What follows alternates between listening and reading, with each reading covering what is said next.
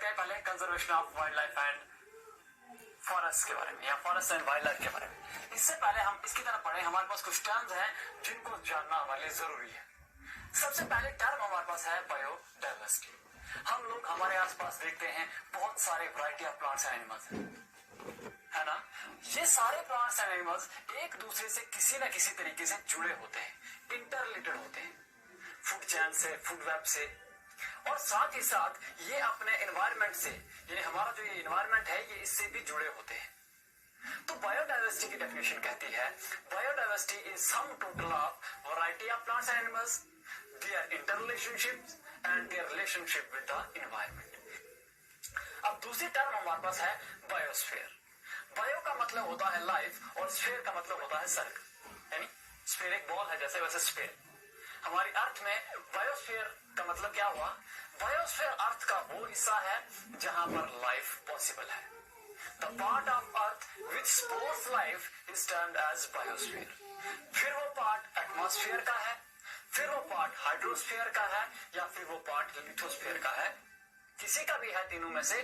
जो पार्ट अर्थ का लाइफ के लिए लाइफ सपोर्टिंग है उसको हम बायोस्फीयर कहते हैं। एटमॉस्फेयर का मतलब हो गया हमारी हवा का एरिया जिसमें हमारी हवा है। हाइड्रोस्फीयर हो गया पानी का एरिया जिसमें ओशंस है, वाटर बॉडीज हैं।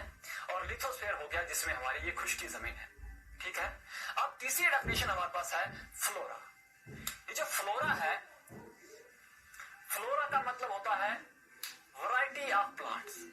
Variety of plants found in an area, या variety of plants found in a place. जहां के हम फ्लोरा की बात कर रहे हैं, सपोज करो हम इंडिया की बात कर रहे हैं, या सपोज करो हम जम्मू की बात कर रहे हैं, सपोज करो हम कश्मीर की बात कर रहे हैं, सपोज करो हम अपने डोडा की बात कर रहे हैं। हम जिस एरिया की बात कर रहे हैं उस एरिया के कंप्लीट प्लांट्स की वैरायटी जो है उसको हम वहां का फ्लोरा कहते हैं। दूसरी चीज है फॉना। फॉना का मतलब होता है variety of animals found in an area. किसी एरिया की जब फॉना की बात आती है तो हम वहां के एनिमल्स की वैरायटी की बात करते हैं। ठीक है। अगला है स्पीशीज। अब स्पीशीज क्या है? स्पीशीज ये एक ऐसा ग्रुप ऑफ ऑर्गेनिज्म है जो एक दूसरे से क्लोजली इंटररिलेटेड होते हैं, एक दूसरे से सिमिलर होते हैं शेप में, और साथ ही साथ ये इंटरब्रीड कर सकते हैं और फर्टाइल ऑफस्प्रिंग पैदा कर सकते हैं। मतलब a species is a group of closely related organisms which are similar to each other and are capable of interbreeding and producing fertile offsprings। कहने का मतलब ये क्लोजली रिलेटेड ऑर्गेनिजम्स हैं, एक दूसरे के साथ ये फर्टाइल ऑफस्प्रिंग्स पैदा कर सकते हैं, यानी कि रिप्रोडक्शन कर सकते हैं और फर्टाइल ऑफस्प्रिंग पैदा कर सकते हैं। जैसे कि कैट, डॉग, हॉर्स या ह्यूमन बीइंग, ये सारी क्या है? स्पीशीज हैं। अब जाहिर सी बात है इंसान का बच्चा बिल्ली के पेट से तो जन्म नहीं लेगा ना, या बिल्ली का बच्चा कुत्ते के पेट से जन्म तो नहीं लेगा ना, या गाय का बच्चा घोड़ी के पेट से जन्म नहीं लेगा। मतलब ये जो स्पीशीज होती है, स्पीशीज अपनी तरह के ही ऑर्गेनिज्म जो क्लोजली रिलेटेड है और एक दूसरे के साथ मीटिंग करके या रिप्रोडक्शन के प्रोसेस से फर्टाइल ऑफस्प्रिंग पैदा कर सकते हैं। ऐसे ऑर्गेनिज्म को हम कहते हैं स्पीशीज, ऐसे ग्रुप को हम कहते हैं स्पीशीज। अगला है एंडेमिक स्पीशीज। एंडेमिक का मतलब होता है ऐसी स्पीशीज जो एक पर्टिकुलर एरिया में पाई जाती हैं और उसके अलावा दूसरी किसी जगह पर भी नेचुरल कंडीशन में नहीं पाई जाती है। ऐसे ऑर्गेनिज्म जो एक डिफाइंड एरिया में या डिफाइंड प्लेस में पाए जाते हैं, डिफाइंड रीजन में पाए जाते हैं, और उसके अलावा नेचुरल कंडीशन में दूसरी जगह कहीं नहीं पाए जाते हैं। हो सकता है प्रोटेक्टिव एरियाज में रखे गए हों, लेकिन नेचुरली वो दूसरी जगह नहीं पाए जाते हैं। जैसे कि याक, तितुल एंटीलोप और हंगुल, ये हमारे कश्मीर के या जम्मू कश्मीर के एंडेमिक स्पीशीज हैं। अब हमारे पास ये कुछ डेफिनेशंस थी। अब हमारे पास बायोडाइवर्सिटी, हमने पढ़ा था पीछे की बायोडाइवर्सिटी की एक्सटिंक्शन हो रही है, ऑर्गेनिज्म मर रहे हैं, एक्सटिंक्शन हो रही है, बहुत सारी स्पीशीज प्लांट्स एनिमल्स की खत्म हो रही है। तो बायोडाइवर्सिटी के थ्रेट के लिए ये कुछ मैन काजेस हैं। मैन थ्रेट जो बायोडाइवर्सिटी को है वो है ये। पहली चीज है इंटेंसिव एग्रीकल्चर। मैंने आपको बताया था कि हम लोगों की पॉपुलेशन बहुत ज्यादा बढ़ गई है, और पॉपुलेटेड कंट्री हो गई है, तो इतने लोगों को फीड करने के लिए हम लोगों को ज्यादा फूड प्रोडक्शन की जरूरत है। तो हम लोग क्या कर रहे हैं? We are clearing the forest land. हम लोग फॉरेस्ट की जो जमीन है उसको क्लियर करके वहां पर एग्रीकल्चरल लैंड बना रहे हैं। तो हम इंटेंसिव एग्रीकल्चर कर रहे हैं, तो ये भी सबसे बड़ी थ्रेट है। दूसरी चीज हैबिटेट लॉस।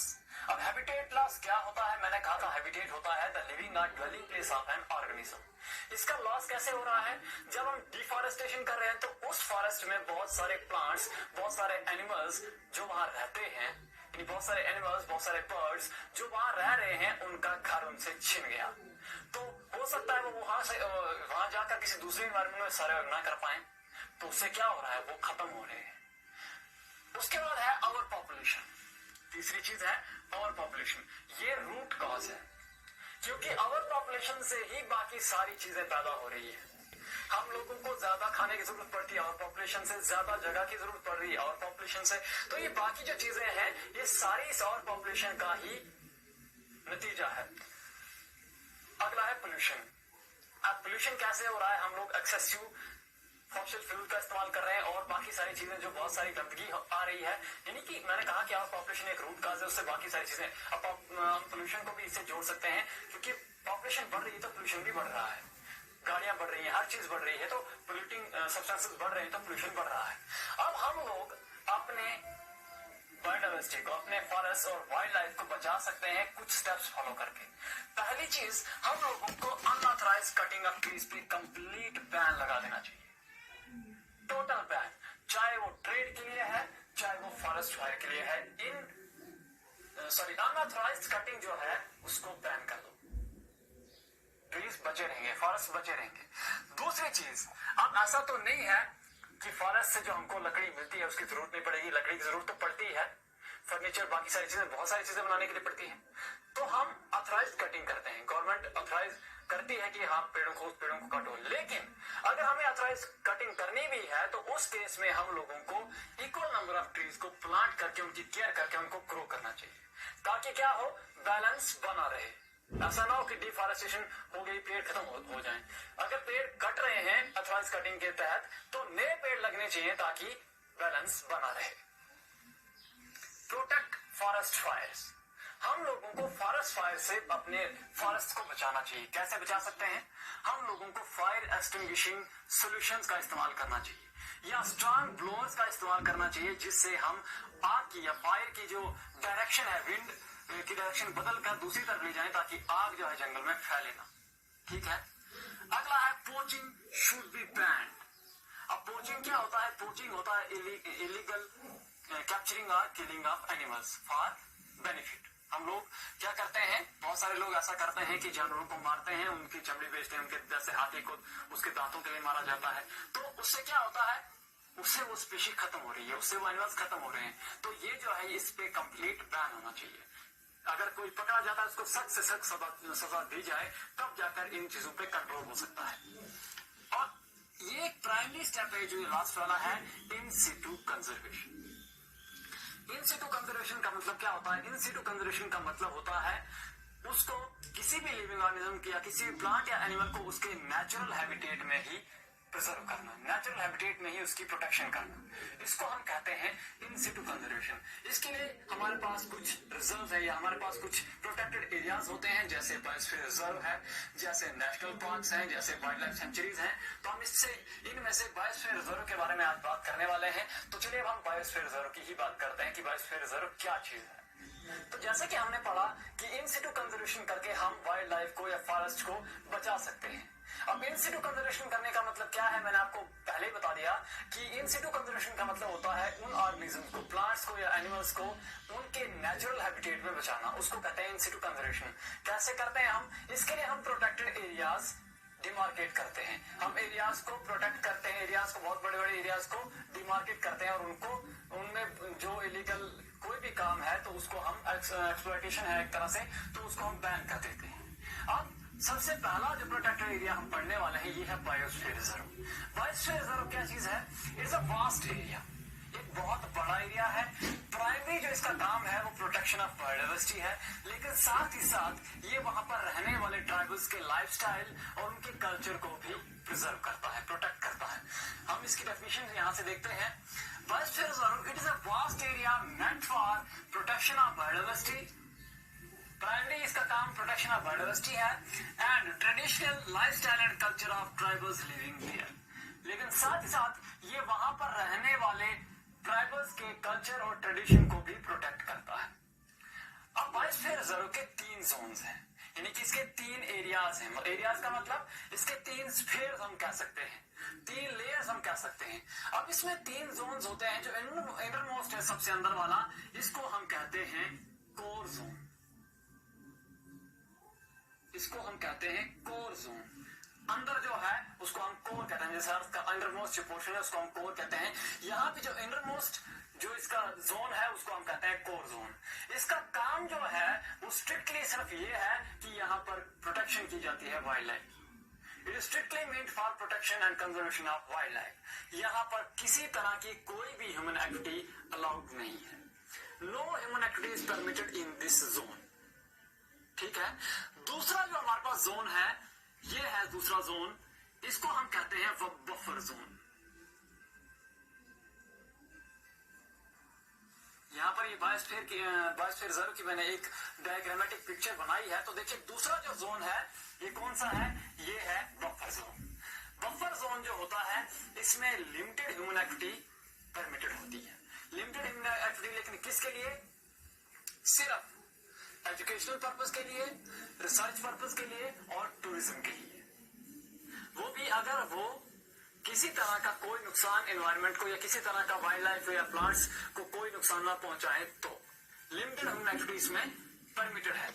उसके बाद आ जाता है आउटर मोस्ट जोन, जो कि है ट्रांजिशन जोन।